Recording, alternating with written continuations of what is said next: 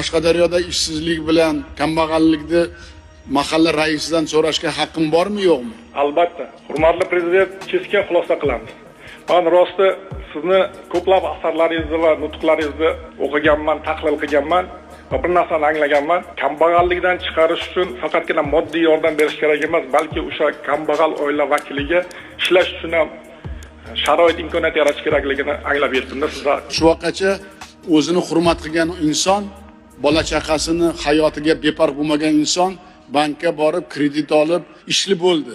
Har bitta mahallada bankir bilan mahalla raisi odamlarni ongini o'zgartirish kerak. Ey balam, uxlamagin, g'aflatda qolasan. Turgin. Mana balang, hovling bor. Qashqadaryoda eng yo'q hovli 10 sotik. 40 sotiklar ham bor. Yaxshi yashashga da'vat qilib, shukronalik aytib, bankdan kredit olib, 10 tagina Qashqadaryoda mol boqsa, kuni o'tadimi, yo'qmi? 100 ta tovuq olib boqsa, kuni o'tadimi, yo'qmi? Shuning uchun Ravshanovga juda katta topshiriq, amaliy ishlar Qashqadaryoda meni qoniqtirmaydi. O'zingni qiynagin. Qashqadaryoga borganda birinchi bo'lib sanoatni emas, mahalla tizimini tekshiraman. Mana shu 776 ta mahallani namuna qilib berishga mas'ul va javobgarsan. Xo'p bo'ladi, hurmatli prezident.